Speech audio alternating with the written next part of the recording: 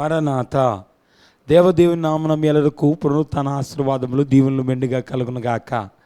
జనకులు దేవదాసాయి గారు పునరుత్థాన పదవులు కొన్ని ఇచ్చిన వారైనారు. ఆ పదములు చాలా ప్రత్యేకమైనవి. అది మత్తయి సువార్త 28వ అధ్యాయంలో అట్టి కొన్ని పదాలు మనము చూడగలుగుతూ ఉన్నాం. ఏంటి ఆ పదవులు అని మనం గమనించినట్లయితే, ఒక పదము అదేమిటంటే మెరుపు. మెరుపు అనేది మత్తయి సువార్త 28వ అధ్యాయంలో 3వ వచనంలో మనం చూడగలుగుతున్నాం.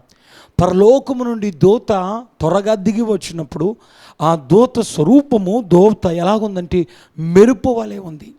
దేవుని బిడ్డలారా, ఈ రోజున ఒక అద్భుతము జీవితంలో జరిగిందంటే మెరుపులా జరిగిందండి అంటారు. ఈ రోజున పునరుత్థానం అనేది ఒక మెరుపు. ఆ మెరుపులు మన జీవితంలో కూడా జరగాలి. ఈ రోజున దేవుని యొక్క ఆశీర్వాదములు జరగాలి. మెరుపు లాంటి అద్భుతాలు జరగాలి అంటే దేవుడు మెరుపు లాంటి దూతలను పంపించి ఆయన నీ జీవితంలో అద్భుతాలు చేయటానికి సమర్థవంతుడై ఉన్నాడు.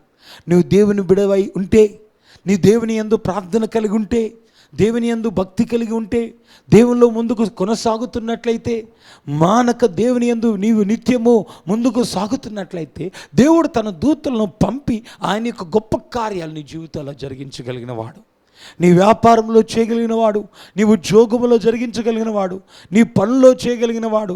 ఆయనకు అసాధ్యమైంది ఏదియూ లేదు. ఆయనకి సమస్తము సాధ్యమైన వాడని నేను మీకు తెలియచేస్తున్నాను. ఆయన దూతలు పంపినప్పుడు మెరుపు లాంటి అద్భుతాలు జరుగుతాయి. మెరుపు లాంటి ఆశ్చర్యకార్యాలు. ఈరోజు నీ జీవితంలో మెరుపు లాంటి అద్భుతాలు ఉన్నాయా? మెరుపు లాంటి ఆశ్చర్యకార్యాలు ఉన్నాయా? మెరుపు లాంటి ఆశీర్వాదాలు జరుగుతున్నాయా? ఈరోజు జ్ఞాపకం చేసుకోవాలి. దేవునికి స్తోత్రం. దేవుని యొక్క మెరుపు నీ జీవితంలో ఉండాలి. మెరుపు వంటి మహిమ కార్యాలు నీ బ్రతుకులో జరగాలి. దేవుని మీద ఆధారపడితేనే ఇది సాధ్యము. ప్రార్థన జీవితం ఉందే ఇది సాధ్యము. దేవుల్లో కొనసాగితేనే ఇది సాధ్యము. దేవుల్లో ముందుకు వెళితేనే ఇది సాధ్యము. దేవుని బిడ్డలారా, గమనించాల్సిన మాట, ఈరోజు దేవునిలో మనము మెరుపు లాంటి పునరుత్థాన ఆశీర్వాదాలు పొందుకుంటున్నామా? మెరుపు లాంటి పునరుత్థాన దేవుని మనం పొందుకుంటున్నామా? మెరుపు లాంటి పునరుత్థాన మేలులు మనం పొందుకుంటున్నామా? మనం జ్ఞాపకము చేసుకోవలసిన వారమై ఉన్నామని దేవుని యొక్క దాసునిగా నేను మీకు తెలియచేస్తున్నాను.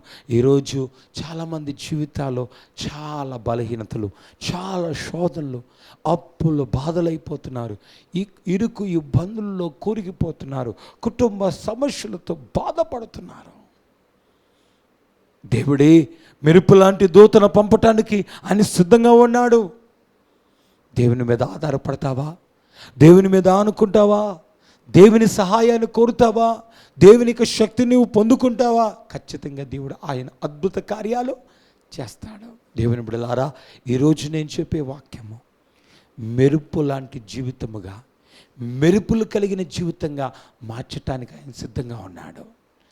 నీ జీవితంలో గొప్ప మెరుపులను చేయాలని ఆయన ఉద్దేశిస్తున్నాడు.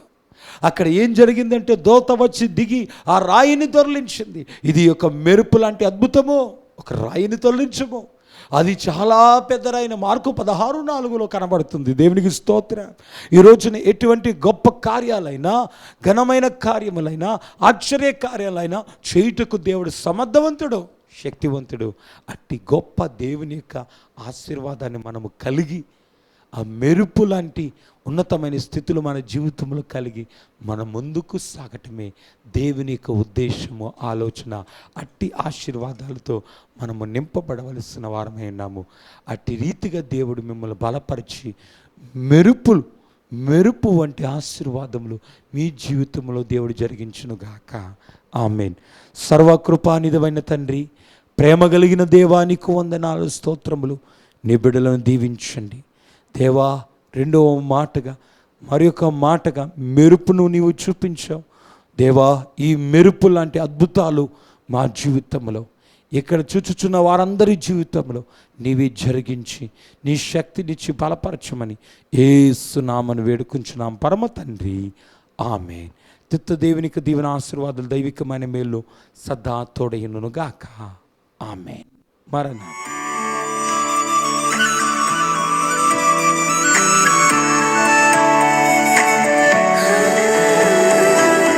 నన్ను దిద్దువు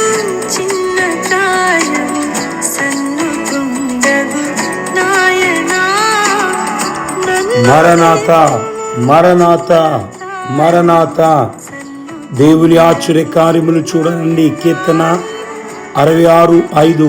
స్వస్థతశాల కార్యక్రమము ప్రతి బుధవారము 8 గంటల నుండి 3 గంటల వరకు బైబిల్ మిషన్ భీమవరం షకీనా స్వస్థతశాలలో మారుతి సుజుకి కారుల షోరూం ప్రక్కన జరుగును. ఈ ప్రార్థన ద్వారా వేలాది రోగులు బాగుపడుచున్నారు. సంతానము లేని వారికి సంతానము కలుగుచున్నది. భూతముల చేత పీడించబడుచున్న వారికి భూత నివారణ కలుగుచున్నది.